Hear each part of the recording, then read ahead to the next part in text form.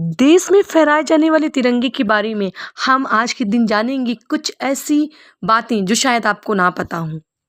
और सरकार ने भारत की आज़ादी का अमृत महोत्सव मनाया, वो क्या है? मैं social activist advocate Tanishka Gupta आज के दिन आपको बताने वाली हूँ कि राष्ट्रगान और राष्ट्र ध्वज की कुछ रोमांचक बातें। और उसके पहले मैं आपको बताती हूँ कि सरकार ने इस बार जो मनाया है अमृत महोत्सव वो क्या है। आज़ादी का अमृत महोत्सव ये थीम है इस बार के राष्ट्रगान की, ताकि आज़ादी के पावन पर्व पर ज़्यादा से ज़्यादा लोग राष्ट्रगान गाएं। इस महोत्सव का हिस्सा बनने के लिए राष्ट्रगान.in वेबसाइट पर जाएं और इस पर्व का हिस्सा बने। इस वेबसाइट पर जाकर आपको 3 आसान से स्टेप को फॉलो करना है और राष्ट्रगान का वीडियो अपलोड करना है। राष्ट्रगान भारत की आज़ादी भले ही 15 अगस्त को मिली हो, लेकिन हमने अपनी आज़ादी का गान कई वर्षों पहले ही बनाया और गाया है। रविन्द्रनाथ टैगोर द्वारा लिखी गई जन गण मन अधिनायक 27 दिसंबर 1911 को राष्ट्रीय कांग्रेस के कलकत्ता अधिवेशन में गाया गया था। 24 जनवरी 1950 को संविधान सभा द्वारा इसे पारित किया गया। संविधान सभा ने यह घोषणा की कि जन गण मन हिंदुस्तान का राष्ट्रगान होगा, जिसे स्वतंत्रता दिवस के अवसर पर पूरे सम्मान और नियम के साथ गाया जाएगा। इसके नियम होते हैं, जन गण मन में कुल 5 अंतरा हैं।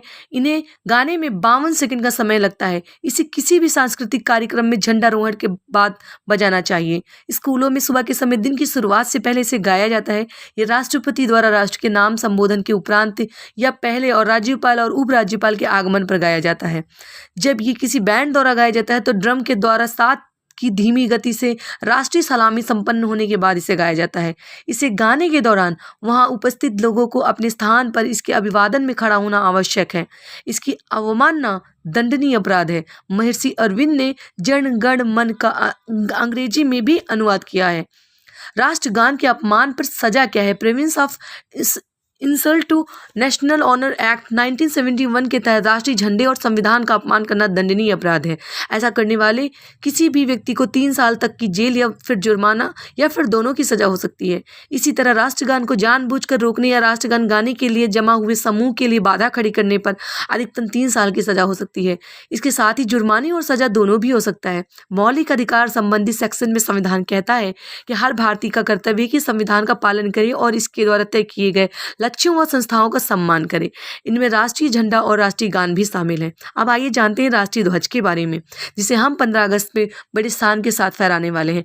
राष्ट्रीय ध्वज में 3 रंगों से निर्मित भारत का राष्ट्रीय ध्वज 15 अगस्त और 26 जनवरी को फहराया जाता है।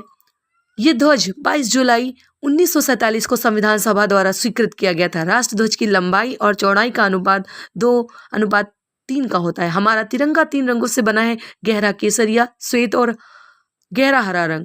झंडे की सबसे ऊपरी भाग में केसरिया, मध्य में श्वेत, फिर हरा रंग होता है। इसके मध्य हल्के नीले रंग का एक चक्र बना होता है, जिसमें 24 तीलियां होती हैं। यह चक्र सारनाथ में स्थित अशोक के धर्म चक्र से लिया गया है, जो हमेशा आगे बढ़ने की प्रेरणा देता है।